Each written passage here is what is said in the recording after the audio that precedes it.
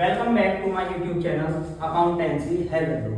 आज हम क्लास 12 का chapter 5 the solution of a partnership firm के बारे में बात करेंगे।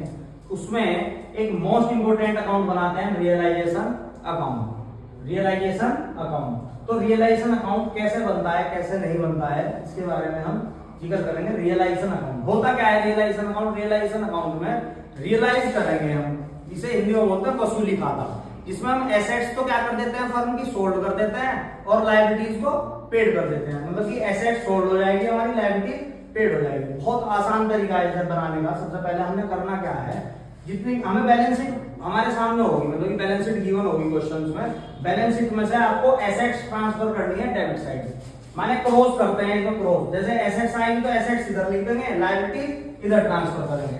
कैसे ट्रांसफर करेंगे? एसेट्स, सारी एसेट्स करेंगे, क्या करेंगे देखो जी, टू ऑल एसेट्स, सभी एसेट्स आएंगी, छोड़ के किसे?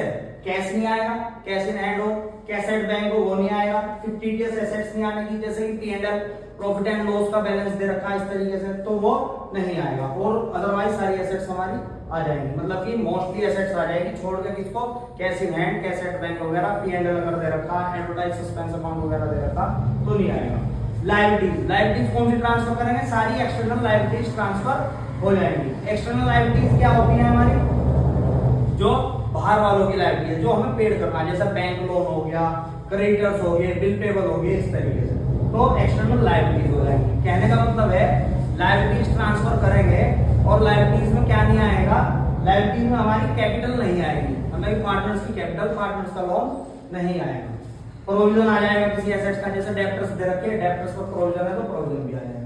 चलो ये तो बात है केवल ट्रांसफर करने की, हमने एसेट्स इधर ट्रांसफर कर दी, लायबिलिटीज इधर ट्रांसफर कर दी। अब बहुत आसान है, एसेट्स रियलाइज इधर होगी, हमारी क्रेडिट साइड में एसेट्स रियलाइज हो जाएगी। जो भी एसेट्स हमारी दिख जाएगी उसे हम क्रेडिट में लिख देंगे, by bank assets realise.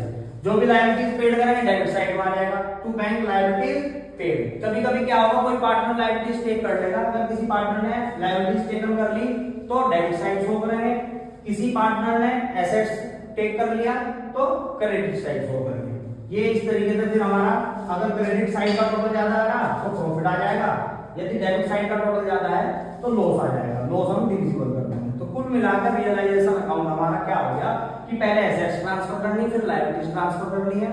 Assets sold कर देंगे क्रेडिट साइड में, लायबिलिटीज पेड कर देंगे डेबिट साइड में। यदि कोई पार्टनर एसेट्स ले लेगा, किसी पार्टनर ने एसेट्स टेकन कर ली तो क्रेडिट साइड शो करेंगे, किसी पार्टनर ने लायबिलिटीज टेकन कर ली तो डेबिट साइड शो करेंगे। इसकी नेचर आ जाती है, कभी कभी एमसीक्यू में पूछ लेता है कि इसकी नेचर क्या है रियलाइजेशन अकाउंट की, तो क्या है? Nominal account. नॉमिनल